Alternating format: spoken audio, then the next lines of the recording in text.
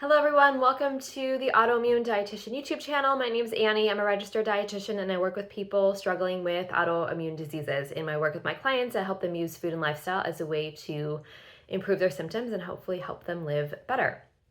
So there are so many different ways to eat that it sometimes seems exhausting just thinking about it. And while different eating patterns can get really complicated, the baseline of any good eating pattern is one that I consider to be well-rounded. However, in order for any eating pattern to be effective, my clients need to know how to create and implement their specific diets. So today I'm going to cover not only what a well-rounded diet is, but I'm going to explain how to eat this way.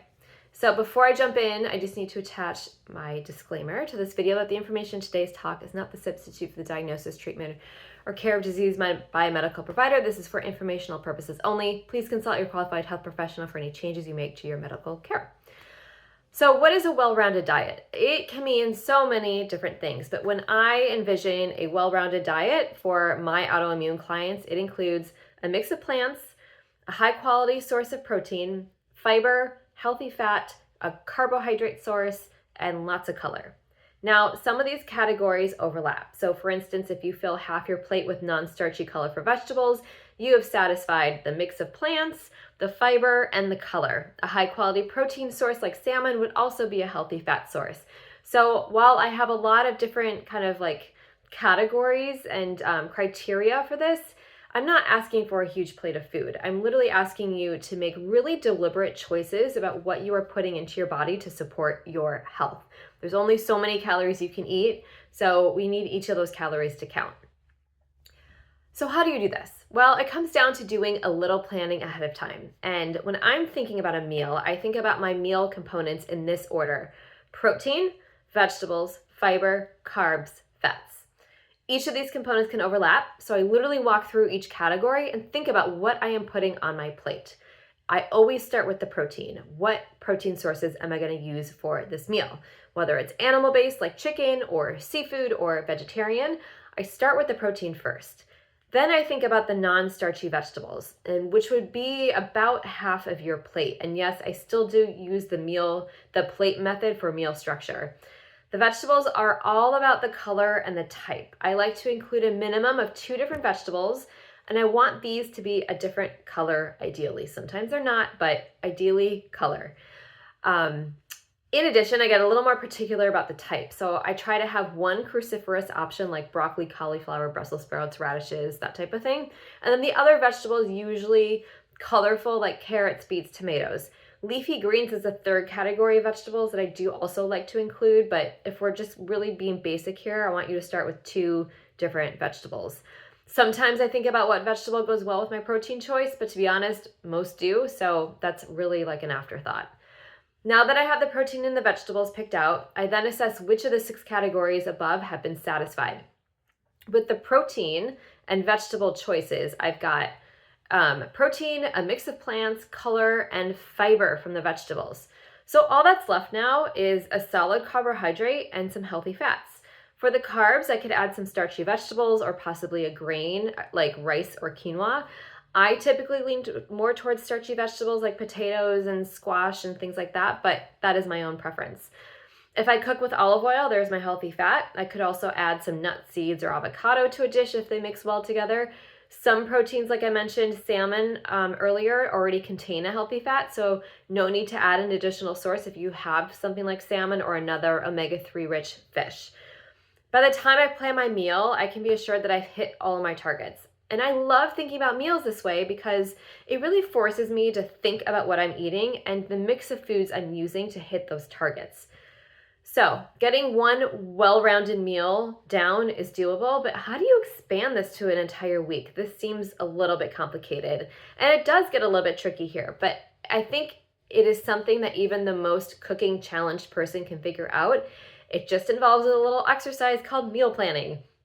And meal planning is a word that most people don't want to hear. It implies effort and rigidity and structure when it comes to eating. However, meal planning is quite simple, and it saves you time, energy, and brain power during the week when it comes to cooking.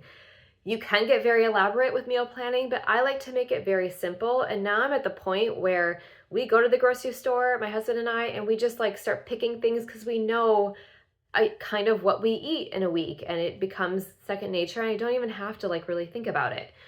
So if you are new to meal planning and new to kind of well-rounded eating, here are some very basic steps to get a week's worth of well-rounded meals.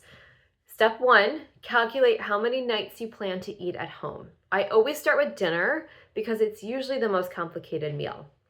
Step 2, what proteins do you want to eat this week? Pick a protein for each day you plan to eat at home, and consider leftovers if you can repurpose one.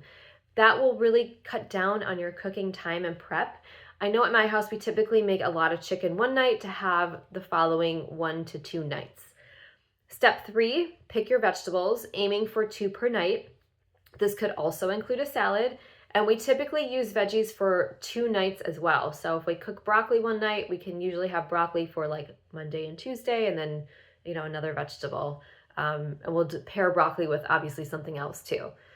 Step 4, decide what carbs you want to eat. So grain-based options can last 1 to 3 nights. Potatoes can stretch out to 1 to 3 nights as well. Same with squash. So again, you can kind of, cook a lot one night and then use leftovers for like maybe 1 to 2 other nights after that. The next step, step 5, is now you got to think about your lunch. So a lot of my clients use leftover dinner for lunch the following day to cut down on meal prep and to just not have to think about it. I have others who make the same thing for the week. So, when they're at the grocery store, they're like, I'm going to make a salad this week for lunch, and they prep it on Sunday and they cut up everything. And then every, day when it's lunchtime, they assemble it and then they're good to go. Winter is actually a really great time to batch cook soup. So you could do that as well. That is a great option for a nice, hearty weekly lunch.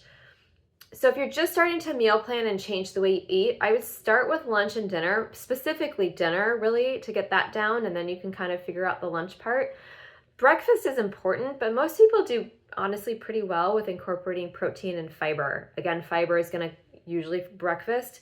Your fiber is going to come from fruit, oats, and any like seeds or grains that you might eat at this meal. So just to recap today, we focused on what well-rounded eating is and how to do it, including how to meal plan very simply. If you need more help managing your autoimmune disease and you are looking for ways to improve your diet or, start eating more plants, start working with meal planning and you need some help, please reach out to me. You can schedule a free discovery call in my YouTube profile, or you can go to my website, AnnieRubin.com, and contact me that way. Also, if you do not follow me or subscribe to my YouTube channel, please hit the little subscribe button. I do try to put these videos out every week to help you live better with your autoimmune disease. So thank you so much for joining me today, and I will see you next time.